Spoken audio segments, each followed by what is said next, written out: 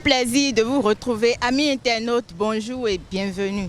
Pour ce numéro de votre émission, je reçois pour vous Monsieur John Doualou, étudiant en licence 2 de géographie et aménagement du territoire à l'université Parakou. Tout de suite, je vous le présente. Bonjour à vous, Monsieur John. Bonjour, comment allez-vous? Ça va bien chez vous? Très bien également. D'accord. Et sans plus tarder, dites-nous, Monsieur John, quel est votre meilleur souvenir de la vie? Bon, meilleur souvenir, c'est, je vais généraliser, hein, c'est les moments passés en famille. Moments passés en famille, ce sont vos meilleurs souvenirs. Et ces moments-là, vous pouvez nous relater un peu? Oui, surtout avec mon jumeau. Vous êtes jumeaux, quoi? Quand on était au cours primaire, je me souviens, le maître on était au CP, voilà, et notre maître était un peu chaud là. On avait dit à notre tante qu'on n'avait pas cours ce jour-là. Je ne sais pas si c'est passé, elle savait, mais elle a demandé à mon jumeau d'aller acheter quelque chose dans l'école. Moi, étant quelqu'un qui oublie vite, j'avais déjà oublié qu'on avait déjà menti à ce sujet. Et mon jumeau a refusé d'aller acheter. Donc, ma tante est venue me voir et m'a dit, ah, j'ai commandé quelque chose à ton jumeau. Et il a refusé d'aller. Donc, moi, j'ai dit, ah, pourquoi notre tante a demandé quelque chose d'aller acheter, tu as refusé? Il m'a rappelé que, on avait dit qu'on n'avais pas cours. Donc, si jamais je mets pied là-bas, le maître me trouve là, on aura chaud. Je me suis rappelé, on est rapidement allé se cacher quelque part. Mais finalement, on nous a retrouvés, on est allé en cours. D'accord. Et celui dont vous parlez, votre jumeau, il est où? Bon, il est actuellement à Cotonou. Ok, il est à Cotonou et vous êtes ici pour les études. Et lui fait quoi là-bas? Bon, il a eu le bac l'année dernière et il va suivre une formation à partir de cette année quand même. Il a eu le bac l'année dernière et vous êtes étudiant en deuxième année. Ça veut dire que vous l'avez dépassé? Oui, aussi, mais on s'est laissé. Souvent les jumeaux, ils sont tout le temps ensemble, hein? Oui. Bon, généralement c'est notre cas. Hein. Généralement les jumeaux se laissent toujours à un niveau donné. D'accord. Alors dites-nous, quelle est votre pire déception de la vie? Bon, quand je vais pas, déception c'est toujours en famille. Hein. Vous savez, quand vous avez confiance en quelqu'un que vous voyez en héros, quelqu'un que vous prenez tant au sérieux et vous décevoir du jour au lendemain, c'est souvent bon. Je vais parler de mon papa ici, plus. De votre papa? Il m'a plus déçu. Vous dites? Je n'ai pas imaginé quand même ce qui s'est passé quand même, mais quand même, c'était quelqu'un que, quand par exemple on a perdu notre mère, c'était le seul qui restait. Donc. Oh, il y a qu'au moment où il était parti tôt. Et papa, ça s'est passé comment avec lui? Bon, il faisait ce qu'il pouvait quand même. Il a pris ses responsabilités comme ça se devait, mais vous savez, les responsabilités c'est quelque chose qui doit venir de tous parents. Donc, si on doit parler de déception, c'est pas de ce côté. Les enfants s'attendent à ça, à la responsabilité des parents. Donc, même s'ils ne prennent pas ces responsabilités, là, il n'y aura pas de déception. Mais, autre chose, là, comment je vais dire, avoir de bons comportements avec ses enfants. Prendre ses enfants au sérieux, considérer l'état psychologique et en tout cas tout ce qui va avec de ses enfants. Ne pas considérer tout ça devient une déception en réalité. Vous n'êtes que deux, c'est ça? Non, on est plusieurs. Jusque nous faisons partie des derniers quoi. Jean, Benjamin. On fait partie des derniers. Donc, après la mort de maman, c'est lui qui nous a pris en charge. Et papa n'a pas pris ses responsabilités. Au début, il avait pris finalement. Il a toujours pris, il continue de prendre. C'est ça, je dis, ce côté, c'est normal. Et c'est quoi exactement votre déception, la déception? Vous savez, après la mort de notre maman, bon, papa a voulu, en tout cas, refaire sa vie quand même. Et dans cet élan de refaire la vie, il a rencontré quand même une dame qui, contrairement à comme ça se passe aujourd'hui, a accepté de nous prendre en charge. Donc nous, on avait confiance tellement en la femme là. Elle nous a tout appris quand même.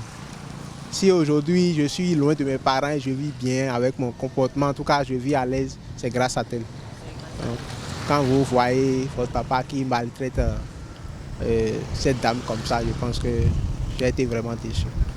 Là, vous n'avez pas bien répondu à ma question. C'est quoi exactement la déception? La dame, finalement, elle a conseillé à votre papa de vous laisser, c'est ça? Et ça, c'est... La dame a joué son rôle. C'est mon papa qui a plutôt décidé de s'en aller, quoi. Oui. Avec la dame, c'est ça? Non, il a quitté la dame, quoi. Il a quitté aussi la dame. Oh là là. Pas qu'il a quitté, mais la dame est là, mais lui, il est au dehors. Il ne vient plus à la maison. Peut-être que la dame lui a fait quelque chose, hein? Je ne pense pas. Vous savez... Mon papa peut se lever du jour au lendemain et partir comme ça de la maison. Chez l'homme, l'infidélité est quelque chose d'inné.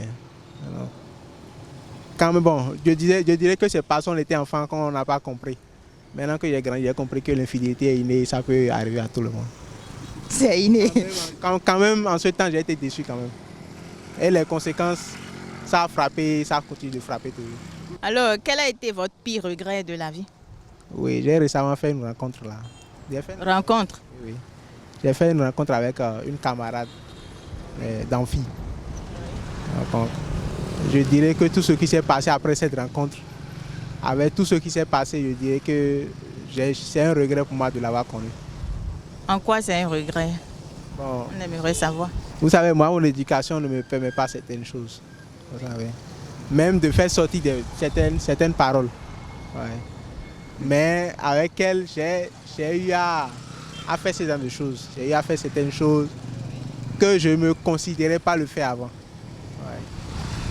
Ouais. Qu'on le veuille ou non, les femmes, ou bien je dirais, en tout cas les femmes ont un impact sur, en tout cas les hommes quand même. Que ceux qui le savent, le savent. Et finalement, elle vous a déçu, c'est ça? Oui, beaucoup. Elle m'a déçu quand même. En faisant quoi? Bon, ses comportements, ses manières de raisonner quand même. Je suppose, bon, je prends un exemple. Moi, je suis quelqu'un, avant de me mettre en relation, je prends beaucoup de temps. Je prends beaucoup de temps. À étudier la personne. À une relation, c'est pas manger quoi. C'est pas prendre qui prend juste 3 minutes. Une relation, c'est pour toute une vie. Moi, je prends assez de temps pour ça. Pour elle, c'est que je dois, en même temps que je l'ai vue, je dois l'aborder comme si nous sommes des animaux, on veut juste aller au sexe. Se manger. Voilà. Chez moi, c'est pas le cas. Donc, étant homme, bon, je me disais que j'allais, en tout cas, faire les choses à sa manière. Vous êtes chrétien? Oui, je suis chrétien. Chrétien, évangélique ou catholique? Évangélique. J'étais catholique, mais j'ai changé. Vous êtes actuellement évangélique? Ok. Et je le resterai. D'accord. Alors, Monsieur John, dites-nous, vous voulez demander pardon à quelqu'un que vous avez offensé. Dites-le lui directement. Il vous écoute. Oui. Tu m'as reproché, je lui dirai directement ça. Hein. Vous dites? Je lui dirai directement. Hein. Oui, directement. Ok. Tu m'as reproché beaucoup de choses que je ne me reconnais pas dedans. Vous parlez de qui déjà? De ma petite amie. De votre petite amie. Et tu m'as reproché beaucoup de choses et sincèrement, je pensais mieux faire. Et si j'étais blessé, je te demande pardon. Je ne suis pas fort dans les excuses et consorts. J'essaie de faire ce qu'il faut pour ne pas avoir à demander pardon. Alors, et quelqu'un vous a énervé et vous voulez lui faire savoir. Dites-le lui en direct. Oui, vous êtes sans injure. Non, bon, non, c'est pas sûr. Personne ne vous a énervé.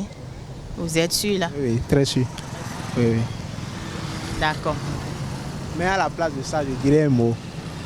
Oui, allez-y. À un grand frère.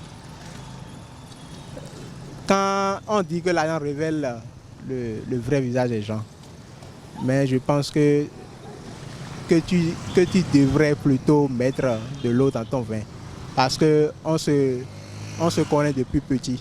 En tout cas, quand on était petit, je te connaissais, je savais quel était ton comportement, quelles étaient tes attitudes quand tu n'avais pas de boulot. Maintenant que tu as de boulot, je vois que les choses ont changé. Bon, tu essaies à chaque fois de montrer que les choses ont changé. Tout ce que moi je te demandé, c'est de revenir à de meilleurs sentiments et de cacher un peu ta vie. Parce que le monde dans lequel nous sommes aujourd'hui, c'est un monde qui est très dangereux. Même tes amis, si la famille aujourd'hui te fait du mal, ce n'est pas tes amis qui vont te louper. Donc. D'accord, merci. Et vous avez perdu un ami depuis l'enfance et que vous voulez retrouver. Votre cri de cœur est là où il peut vous joindre. Oui, bon, je ne dirais pas enfance, hein, mais j'ai perdu une amie quand j'étais en quatrième. Voilà. Perdu de... Dans quel sens? Voilà, perdu de vue. Quand j'étais en quatrième, elle s'appelle la Fauve Flore. Une amie Susu. Oui, oui. Et j'aimerais sincèrement la revoir. Oui. Et où exactement et votre amie là peut vous retrouver? Bon, si je suppose qu'elle n'est pas à Parakou comme moi, elle peut me contacter sur mon WhatsApp, le 42 38 38 68. D'accord. Et si vous devenez Dieu en 30 minutes, qui allez vous faire disparaître de votre vie et pourquoi? Bon, pas de ma vie, hein, mais du monde entier. Du monde entier. Oui. Alors qui alors? Les homosexuels. Les homosexuels. J'allais les faire disparaître. J'allais même les brûler, même, je vais dire. Pourquoi? Bon, ces gens, vous savez, il y a une différence entre ce truc-là et le péché. Hein. Le péché, c'est quelque chose qui s'impose à l'homme. Donc, tout le temps, tu vas pécher, quoi. Tu n'as pas le choix Tu n'as pas le choix. Vous savez, pour pécher, là, il n'y a pas le choix. Donc, l'homme est pécheur de nature. Mais ceux-là, de nature, sont nés avec un genre. Mais eux, ils décident eux-mêmes. C'est pas comme si tu as décidé de mentir. Tu as été obligé de mentir. Contrairement à celui-là qui est devenu homosexuel, un homme qui se dit qu'il est femme, il a décidé lui-même.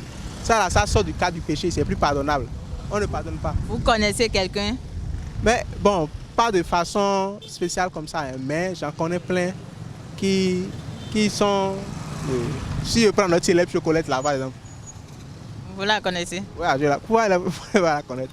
Elle spécialement, en tout cas, si moi je deviens Dieu, j'allais quand même les faire disparaître. D'accord. Alors, qu'allez-vous changer pour les Béninois dans ce cas? Bon, leur mentalité. Hein. Leur mentalité, tout simplement. Et pour vous-même, vous allez changer quoi pour vous-même? Bon, je préfère tel que je suis. Bon, si je dois changer quelque chose, pour moi aussi, c'est la mentalité. C'est aussi la mentalité, la manière de voir les choses. Oui, oui. J'ai un complexe d'infériorité qui me gêne souvent. J'ai la peur de m'engager dans des actions. Vous avez peur de vous engager dans une relation, c'est ça? Dans des actions. Oui, oui. Pourquoi avez-vous peur? Bon, la peur de l'échec, hein. J'ai trop peur d'échouer, moi. Vous avez peur d'échouer. Durant tout votre cursus, vous avez quand même pu surmonter tout ça là et vous êtes là aujourd'hui maintenant? Ah, l'échec dont on parle là, le vrai échec, c'est pas dans le cursus scolaire, c'est dans la vie. Dans la vie, d'accord, je comprends. Alors, avez-vous une amoureuse? Ah, bien sûr. Elle s'appelle comment déjà? Elle s'appelle Momoni Wassiat. Avez-vous envie de lui dire quelque chose en direct? Ou de lui dire peut-être, d'appeler son nom et de lui dire peut-être que vous l'aimez? Non, elle sait déjà. Je n'ai plus besoin de lui dire ça. Elle le sait. Elle le sait, on ne refuse pas. Mais est-ce que vous pouvez avoir ce courage-là de lui dire si elle est vraiment votre amoureuse? Bon, tout ce que je vais lui dire, c'est que j'ai eu une grande chance de la rencontrer. Son nom, s'il vous plaît? Wassiat. Wassiat. Ok, Wassiat, je t'aime beaucoup et c'est une grande chance pour moi de t'avoir rencontré. Une fois, j'ai failli te perdre et le Seigneur t'a ramené à moi. Quelle histoire d'amour intéressante. Vous avez failli la perdre, mais aujourd'hui, elle est encore là. Oui, oui, elle est encore là. D'accord. Une dernière question très rapidement pour clôturer cette émission et un souhait pour la route. Depuis, j'ai un plan. Lequel? J'ai un plan de vie, quoi. Les objectifs à atteindre dans ma vie, tout au long de ma vie quand même, tout est là. Et jusque-là, je pense que tout va pour le mieux. Ça va comme j'ai prévu. Et mon souhait est que ça continue de marcher jusqu'à la tête. D'accord. Soyez-en sûrs, Dieu va vous exaucer. Voilà. Merci d'avoir répondu à l'appel. Merci infiniment pour votre disponibilité. Ça a été un plaisir. Amis internautes, nous sommes à la fin de cette émission. Merci de nous avoir suivis. À la prochaine pour un autre numéro. Bye bye.